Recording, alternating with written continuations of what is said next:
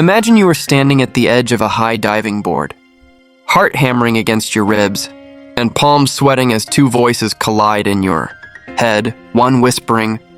that you will fly and the other screaming that you might belly flop in front of everyone. And although you feel destined for greatness,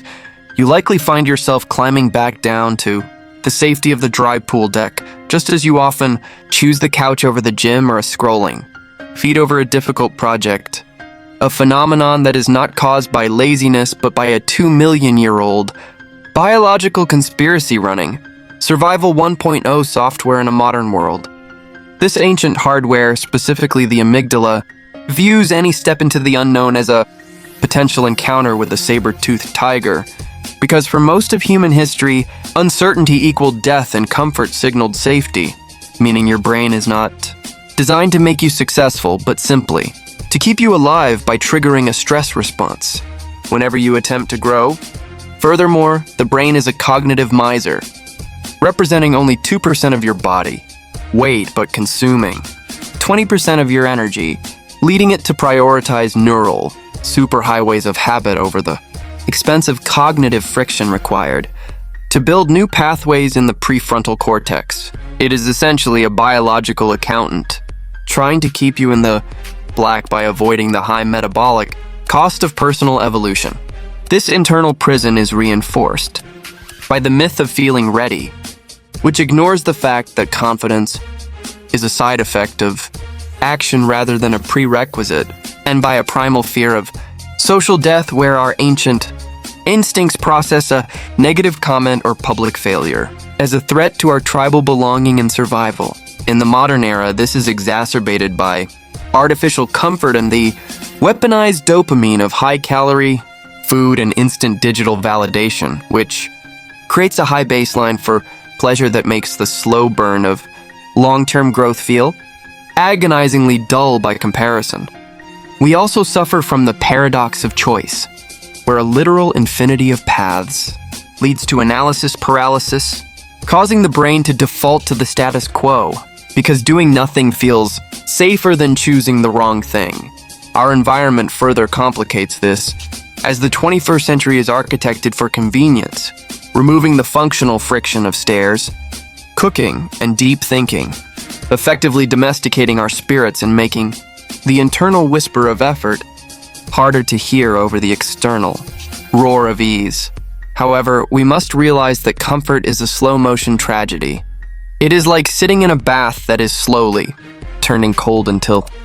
you realize you are too stiff to move. And because our comfort zones are not static but actually shrink when not pushed, the safe life eventually becomes a very small and fragile one.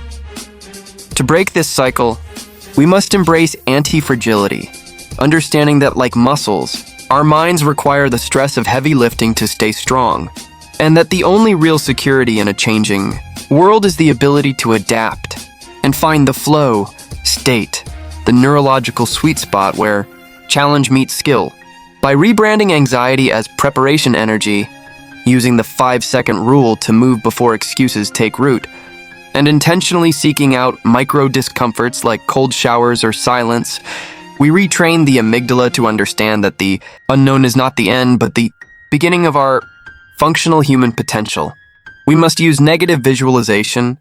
to see the comfort zone for the dangerous trap it is, recognizing that the sting of a temporary fall is nothing compared to the permanent weight of regret on a deathbed. Ultimately, the battle between your past self and your future potential is fought every single morning in the gap between the alarm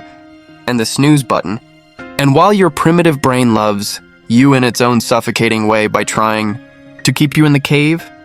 you are the conscious architect of your own neural destiny who must recognize that fear is merely a compass, pointing toward the growth you need. Expanding upon this further, we must acknowledge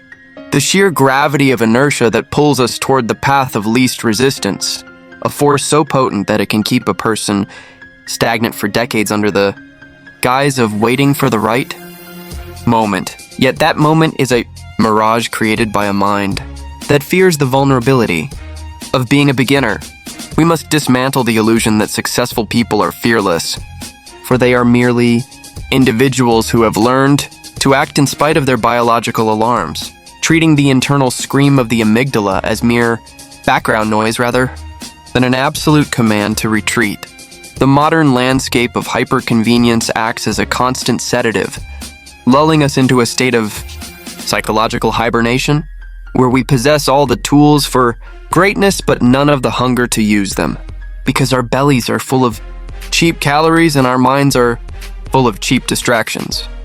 This state of being comfortable enough is the most dangerous plateau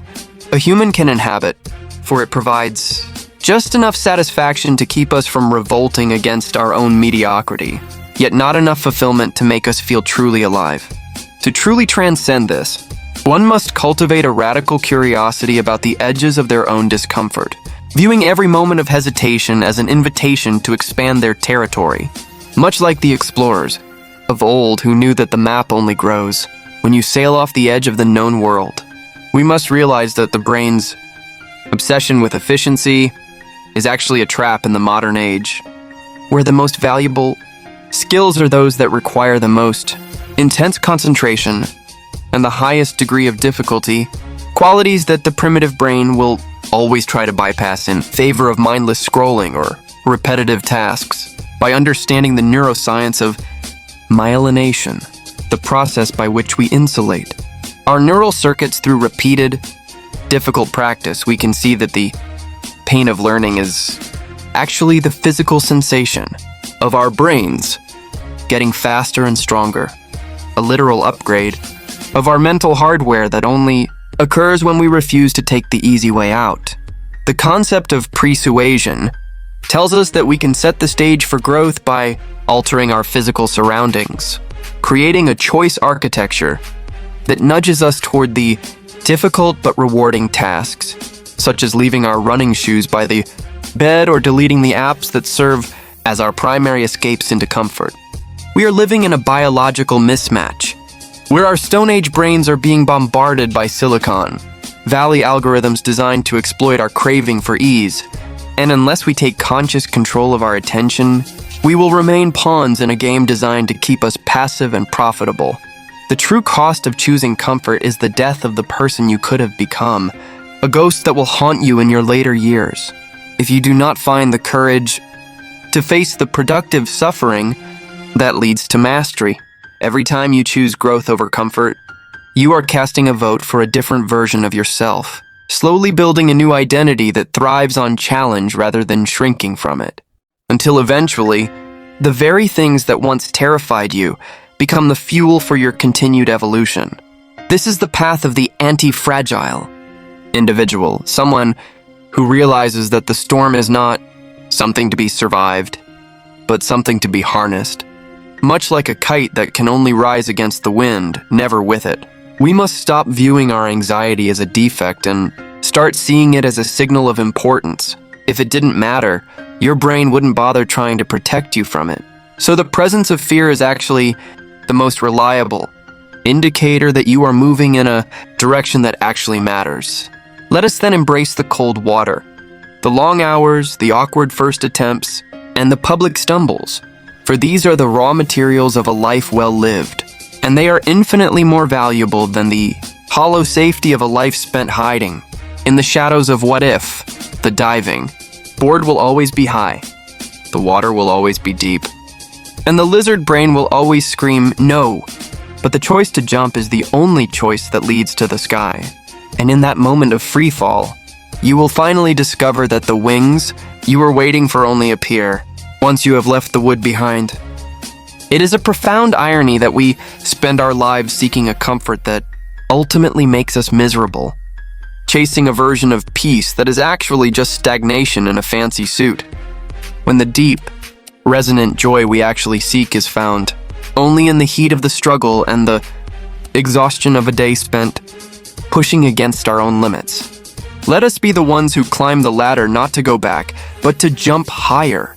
proving to ourselves and the world that we are not just biological survivors, but conscious creators of our own legendary growth,